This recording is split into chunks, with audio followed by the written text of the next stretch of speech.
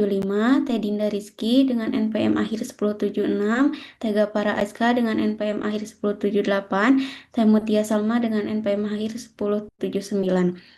Baiklah, untuk selanjutnya yaitu pemaparan materi. Yang pertama akan dipaparkan oleh Teh Dinda. Kepada Teh Dinda, dipersilahkan.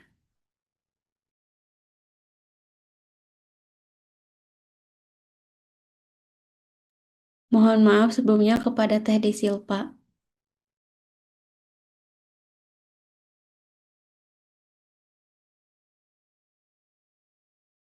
Baik, terima kasih kepada moderator atas waktunya. Izin menyampaikan mengenai bab satu. Bab satu ini adalah latar belakang. Di sini kita ambil latar belakangnya. Masa remaja merupakan periode transisi dari masa kanak-kanak menuju dewasa yang ditandai dengan perubahan fisik, psikologis, dan sosial yang berlangsung secara cepat dan signifikan. Anemia merupakan suatu kondisi ketika kadar hemoglobin dalam darah berada di bawah nilai normal sesuai dengan usia dan jenis kelamin. Hemoglobin memiliki fungsi utama sebagai pengangkut oksigen dan paru-paru ke seluruh jaringan tubuh. Rendahnya kadar hemoglobin menyebabkan distribusi oksigen menjadi tidak optimal sehingga mengganggu fungsi metabolisme tubuh. Anemia pada remaja dapat memberikan dampak yang cukup luas, baik dalam jangka pendek maupun dalam jangka panjang. Dalam jangka pendek, anemia menyebabkan penurunan energi dan stamina, sehingga remaja menjadi mudah lelah dan mengantuk. Sedangkan dalam jangka yang panjang, anemia dapat menghambat pertumbuhan dan perkembangan remaja secara optimal, serta menurunkan daya tahan tubuh sehingga remaja lebih rentan terhadap penyakit infeksi. Slide selanjutnya. Selanjutnya ada rumusan masalah.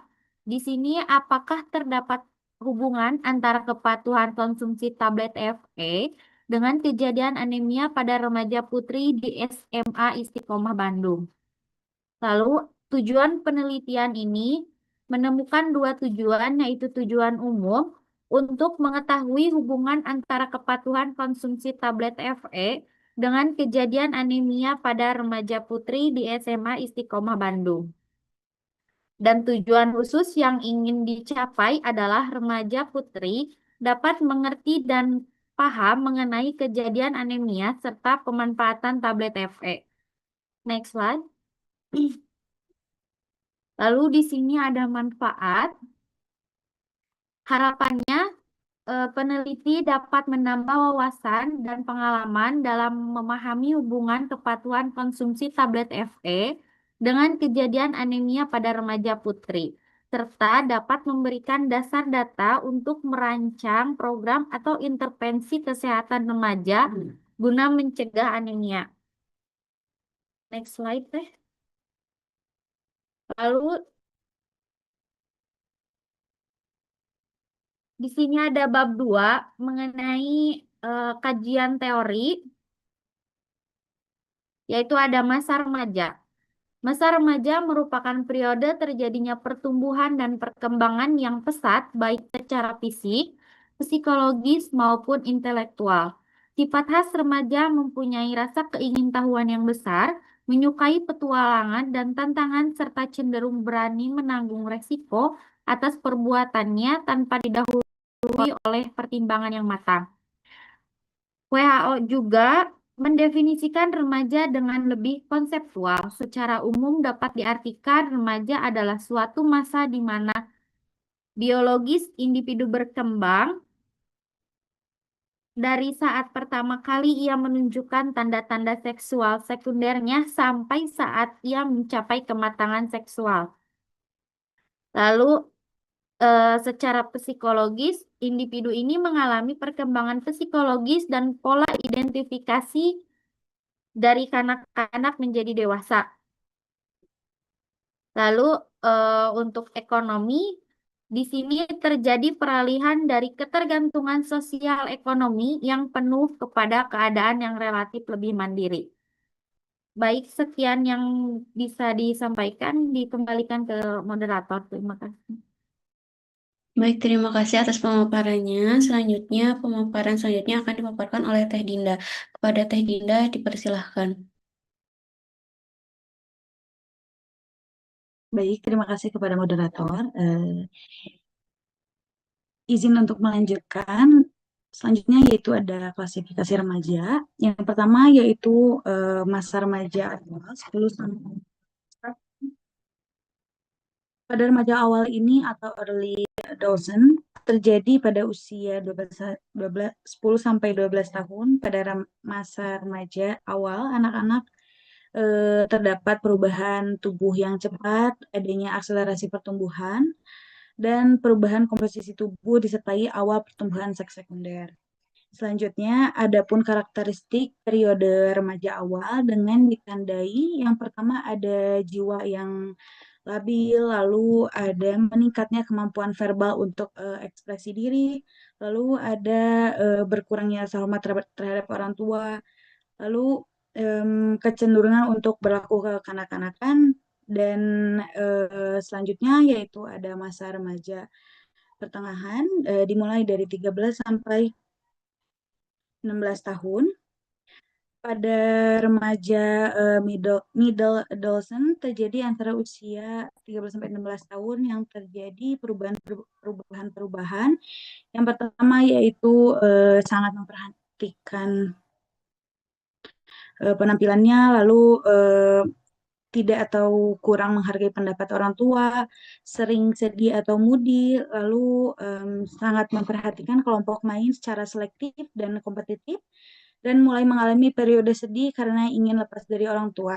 Selanjutnya ada masa remaja akhir, yaitu 17 sampai 21 tahun, periode late adolescent, yang ditandai oleh tercapainya maturitas fisik secara sempurna, perubahan psikososial yang ditemui yaitu mampu memikirkan ide, mampu mengekspresikan perasaan dengan kata-kata, lebih menghargai orang lain, bangga dengan hasil yang dicapai, dan emosi lebih stabil.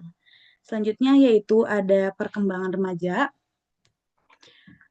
Perubahan daerah vital yang terjadi pada masa remaja yaitu perubahan dalam bentuk fisik menyangkut pertumbuhan dan kematangan reproduksi, perubahan sosialisasi, dan perubahan kematangan kepribadian. Lalu ada perubahan fisiologis, perkembangan atau reproduksi pada manusia ditandai oleh beberapa tahapan-tahapan spesifik, mulai dari tahapan imaturitas atau masa bayi dan anak-anak, tahap pubertas, yaitu masa sekolah dan masa remaja, tahap maturitas atau masa remaja, dewasa muda, dan dewasa tahap menopause. Lalu pada wanita mulai berfungsi sistem reproduksi ditandai dengan datangnya haid pertama yang sering disebut menarche, umumnya terjadi di usia 10 sampai 14 tahun. Selanjutnya ada proses sosialisasi.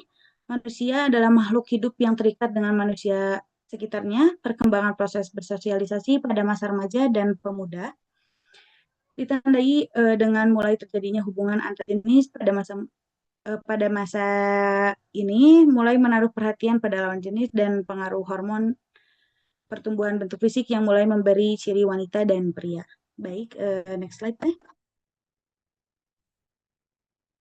Baik, selanjutnya di sini ada definisi dan penyebab anemia. Anemia adalah suatu keadaan tubuh di mana kadar hemoglobin di dalam darah lebih rendah dibanding nilai normal. Kadar normal Hb pada remaja putri berusia 12-15 tahun adalah 12 gram desiliter, yang artinya apabila kadar Hb di bawah 12 gram desiliter, remaja mengalami anemia. Adapun penyebab anemia yang paling sering terjadi pada remaja adalah kekurangan zat besi atau iron atau Fe. Zat besi ini merupakan mikronutrien esensial yang sangat dibutuhkan tubuh. Unsur ini berperan penting dalam pembentukan struktur hemoglobin, yaitu komponen utama sel darah merah yang berfungsi menyangkut dan mendistribusi oksigen ke seluruh tubuh. Selain defisiensi zat besi, anemia juga dapat disebabkan oleh kekurangan asam folat atau vitamin B9 dan B12 yang berperan dalam pembentukan dan pematangan sel darah merah. Lalu adapun di sini dampak kognitif dan akademik. Fungsi kognitif dan performa akademik ini terutama pada kelompok usia sekolah, otak merupakan organ yang sangat sensitif terhadap kekurangan oksigen, dan anemia menyebabkan penurunan kapasitas darah dalam mengangkut oksigen ke jaringan otak. Anemia ini dapat menyebabkan penurunan konsentrasi dan penurunan prestasi belajar, dan pada penelitian pada anak usia sekolah menunjukkan bahwa kadar hemoglobin yang rendah berkaitan signifikan dengan rendah nilai akademik, terutama pada mata pelajaran yang membutuhkan konsentrasi tinggi seperti matematika dan sains. Selanjutnya, next slide, please. Adapun dampak fisik yang paling sering muncul antara lain kelelahan, rasa lemas, kulit pucat, serta gangguan daya tahan tubuh yang dapat mempengaruhi kualitas hidup seseorang. Selanjutnya, selain gejala klasik berupa kelelahan, anemia juga berdampak pada sistem imun. Kekurangan zat besi yang berkepanjangan berhubungan erat dengan gangguan fungsi imunitas seluler maupun humoral, yang akibatnya penderita anemia ini lebih rentan mengalami infeksi baik yang bersifat ringan seperti infeksi saluran pernapasan maupun infeksi yang lebih serius. Selanjutnya ada dampak jangka panjang, yang dimana dampak jangka panjang ini dari kekurangan gizi tidak hanya terbatas pada masa kanak-kanak, tetapi dapat berlanjut hingga dewasa, bahkan lintas generasi. Salah satu manifestasi paling serius itu terjadi pada perempuan yang mengalami kekurangan gizi sejak usia dini dan kemudian menghadapi kehamilan dalam status gizi yang rendah. Di sisi lain juga ada dampak ekonomi yang dapat dirasakan akibat turunnya produktivitas individu yang mengalami gangguan tumbuh kembang atau kecerdasan akibat malnutrisi kronis. Baik, sekian saya kembalikan kepada moderator. Terima kasih. Baik, terima kasih atas pemaparannya. Selanjutnya pemaparan akan dipaparkan oleh Tegapara. Kepada Tegapara dipersilahkan. Baik, terima kasih kepada moderator. Izin melanjutkan mengenai kajian teori. Di sini ada cara konsumsi tablet tambah darah, di mana tablet tambah darah ini dikonsumsi 1 tablet per minggu dan 1 tablet setiap hari di masa menstruasi. Lalu tablet tambah darah ini disarankan diminumnya menjelang tidur untuk mencegah timbulnya rasa mual. Lalu tablet tambah darah juga diminum dengan air putih. Hindari mengonsumsi tablet tambah darah ini bersama teh, kopi, dan susu. Lalu konsumsi menu gizi seimbang, utamanya dengan memperhatikan asupan protein hewani untuk mencukupi kebutuhan gizi harian. Lalu ada pola konsumsi nutrisi. Nah, pada remaja ini seringkali pola konsumsi nutrisi ini tidak seimbang. Banyak remaja yang kebiasaan melewatkan waktu makan, terutama sarapan, serta lebih memilih makanan siap saji dan jajanan yang rendah kandungan zat gizinya.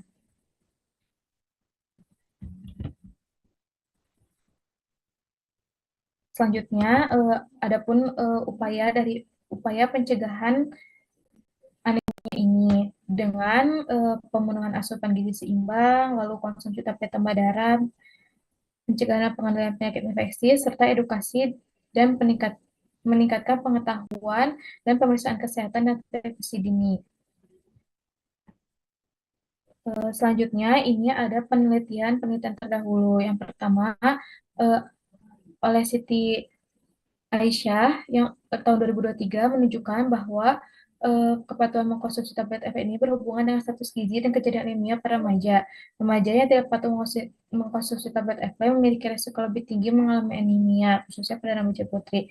Lalu penelitian yang kedua yaitu penelitian Susi Hidayah dan Selviana Matalvani pada tahun 2019 menyimpulkan bahwa pengetahuan remaja tentang anemia dan kepatuhan konsumsi tablet tambah darah berhubungan dengan kejadian anemia defisiensi. Remaja dengan pengetahuan dan kepatuhan yang baik cenderung memiliki kadar hemoglobin yang lebih baik.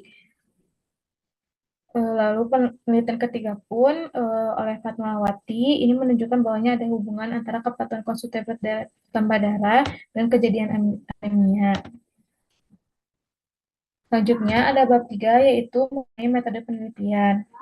Penelitian ini menggunakan pendekatan kuantitatif yang merupakan yang penelitiannya menekankan pada pengukuran variabel, penelitian dalam bentuk angka, dan dianalisis menggunakan prosedur statistik untuk mengetahui apakah ada hubungan atau pengaruh antara variabel tersebut. Metode yang penelitian ini menggunakan survei analitik yang tujuan utamanya adalah menganalisis hubungan antara faktor resiko dan faktor efek. Dan desain penelitian ini juga menggunakan cross-sectional yang merupakan suatu penelitian yang mempelajari hubungan antara dua faktor independen dan faktor efek yaitu dependen, di mana melakukan observasi atau pengukuran variabel sekali dan sekaligus pada waktu yang sama. Nah, untuk analisis data di sini menggunakan analisis univariat dan bivariat. Analisis univariat ini menunjukkan distribusi frekuensi dan presentasi kepatuhan konsumsi tablet FS serta kejadian anemia pada remaja putri yang hasilnya disajikan dalam tabel distribusi frekuensi dan presentasi. Lalu ada analisis bivariat, yaitu menggunakan uji chi-square. Uji ini menilai keberadaan hubungan bermakna secara statistik antara kedua variabel Keputusannya didasari oleh nilai P dengan tingkat kemaknaan 90% atau alfa 0,05. Jadi jika nilai P-nya kurang dari 0,05, hipotesis alternatif diterima, menunjukkan adanya hubungan antara kepatuhan konsumsi tablet FE dan kejadian anemia. Lalu jika P-nya lebih dari 0,05, hipotesis 0 diterima, menunjukkan tidak adanya hubungan antar kedua variabel. Baik, sekian yang bisa saya sampaikan. Saya kembalikan kepada moderator. Baik, terima kasih atas pemaparannya. Pemaparan selanjutnya akan dipaparkan oleh Teh Mutia. Kepada Teh Mutia dipersilahkan. Baik, sebelumnya terima kasih kepada moderator. Izin melanjutkan mengenai hipotesis penelitian. Hipotesis merupakan gabungan dari kata hipo yang artinya di bawah dan tesis yang artinya kebenaran. Secara keseluruhan, hipotesis berarti di bawah kebenaran, belum tentu benar, dan baru dapat diangkat menjadi suatu kebenaran jika memang telah disertai dengan bukti-bukti. Hipotesis merupakan jawaban sementara terhadap masalah penelitian yang kebenarannya harus diuji secara empiris. Hipotesis menyatakan hubungan apa yang kita cari atau ingin kita pelajari. Kemudian, hipotesis adalah keterangan sementara dari hubungan fenomena yang kompleks. Untuk selanjutnya, definisi operasional, di mana definisi operasional ini sangat diperlukan untuk membatasi ruang lingkup atau pengertian variabel-variabel yang diamati atau diteliti.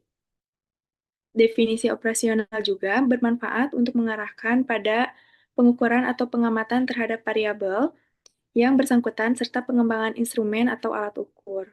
Boleh next slide, Teh?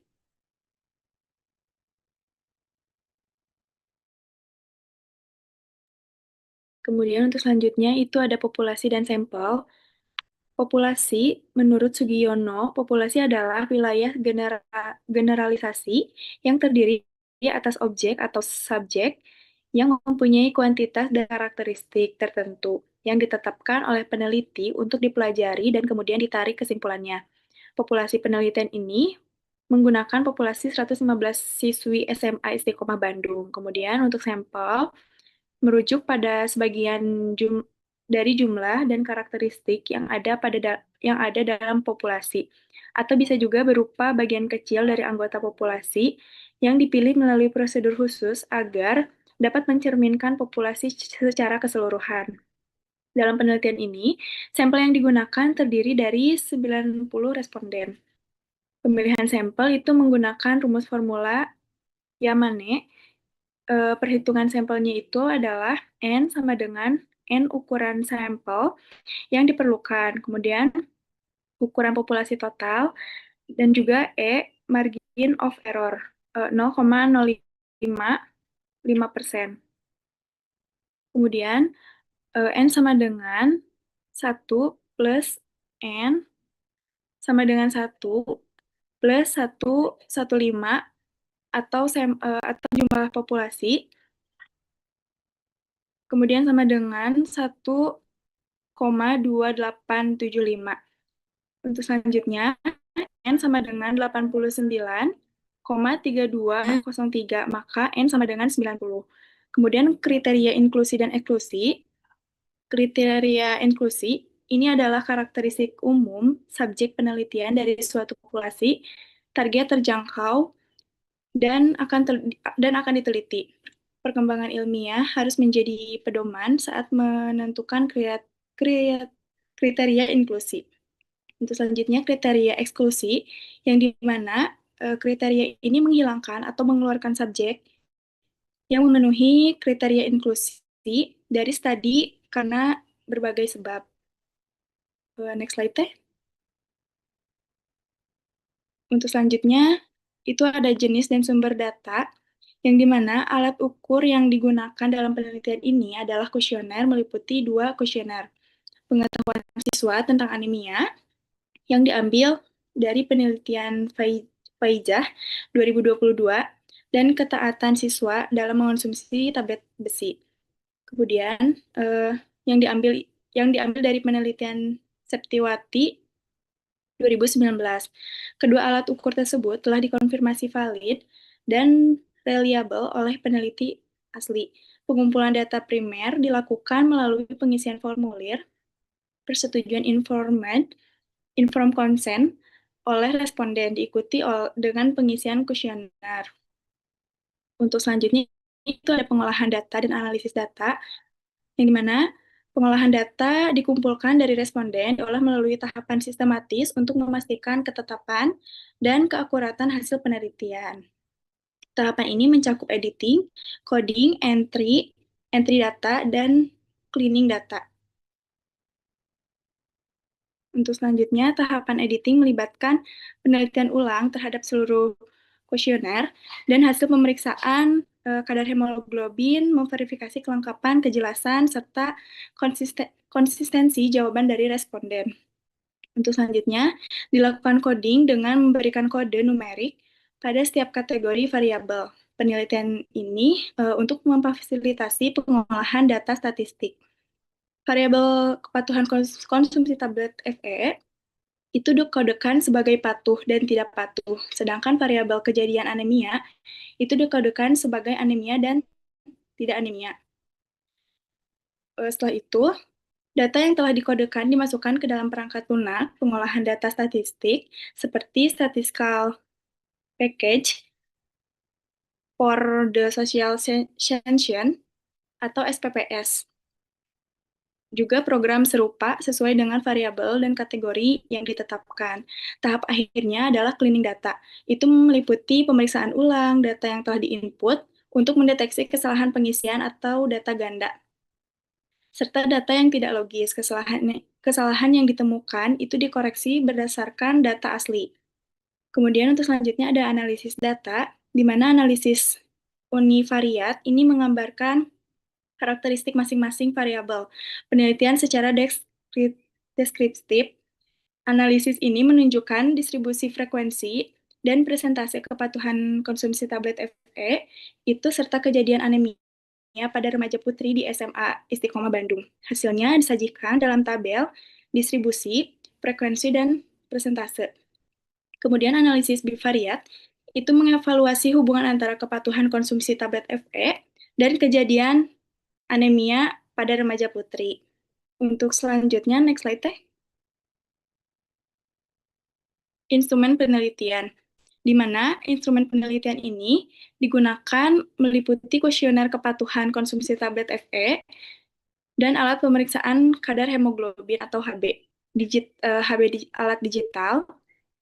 Kuesioner digunakan untuk menilai tingkat kepatuhan, sedangkan pemeriksaan HB digunakan untuk menentukan kejadian anemia pada responden. Mungkin cukup sekian yang bisa saya paparkan. Saya kembalikan kepada moderator. Terima kasih. Baik, terima kasih atas pemaparannya kepada kelompok 8. Sebelumnya izin Bapak, apakah ada sesi tanya jawab terlebih dahulu?